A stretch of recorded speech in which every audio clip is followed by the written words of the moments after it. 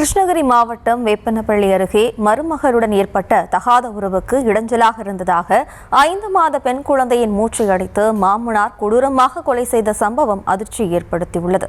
கொலை செய்தது மாமனார் தான் என அறிந்தும் கிணற்றில் குழந்தையின் சடலத்தை எறிந்துவிட்டு கமுக்கமாக வந்து மருமகள் கபட நாடகத்தை அரங்கேற்றியதை விவரிக்கிறது இந்த செய்தி தொகுப்பு.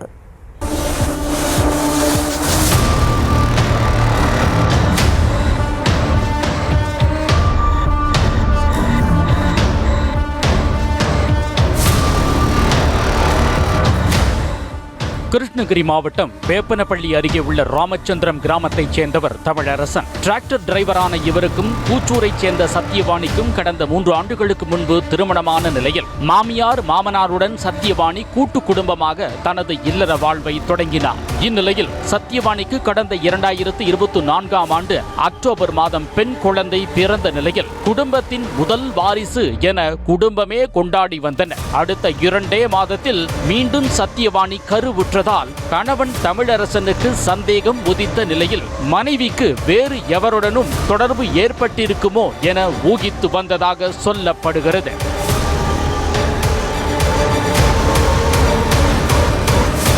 சத்தியவாணிக்கு மீண்டும் பெண் குழந்தை பிறந்த நிலையில் மனதை உறுத்தி கொண்டிருந்த நிலையில் அவ்வப்போது மனைவியுடன் தமிழரசன் தகராறு செய்து வந்ததாக கூறப்படுகிறது. கடந்த 1 வாரத்துக்கு முன்பு சத்தியவாணி தனது 2 குழந்தைகளை அழைத்துக் கொண்டு பெற்றோர் வீட்டுக்கு சென்றுவிட்டு பின் மீண்டும் கணவன் வீட்டுக்கு வந்திருக்கிறார். கடந்த 18ஆம் தேதி வேலைக்கு சென்றுவிட்டு வீட்டுக்கு திரும்பிய கணவன் தமிழரசன் குழந்தையை காணவில்லை என தேடி இருக்கிறார். அப்போது வெளியே சென்றுவிட்டு வீடு திரும்பிய மனைவி சத்தியவாணியிடம் கேட்டபோது குழந்தையை வீட்டில்தான் விட்டுவிட்டு சென்றதாகவும் தனக்கு எதுவும் தெரியாது என்று கூறவே கணவன் அக்கம்பக்கத்தினர் உதவியுடன் குழந்தையை தேட ஆரம்பித்தார்.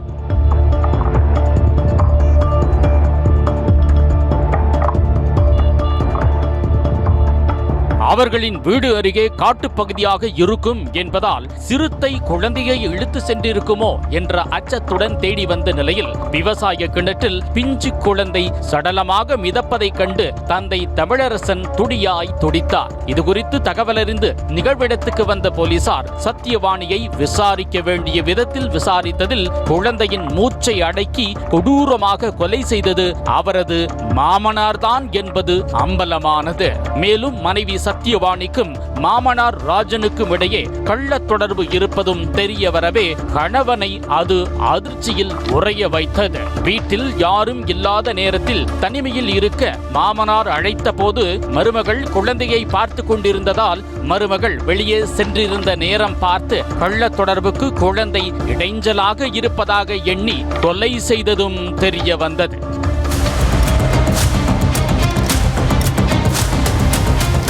குழந்தை நீண்ட நேரமாக எழுந்திருக்காததை அறிந்த சத்தியவாணி மருத்துவமனைக்கு தூக்கி கொண்டு சென்ற போதுதான் குழந்தை இறந்த விஷயமே தெரிய வந்திருக்கிறது. பின்பு தனது குழந்தையை கொன்றது மாமனார் தான் என்பதை அறிந்து கொண்ட சத்தியவாணி குழந்தையின் உடலை கிணற்றில் வீசிவிட்டு வீட்டுக்கு கமுக்கமாக வந்து சேர்ந்ததாக சொல்லப்படுகிறது. இதனையடுத்து சத்தியவாணியையும் ராஜனையும் போலீசார் கைது செய்தனர். மகளை போல பார்த்து கொள்ள வேண்டிய மருமகளுடன் ஏற்பட்ட கள்ள தொடர்பால் பிஞ்சு குழந்தையின் உயிர் போனதுதான் மிச்சம்.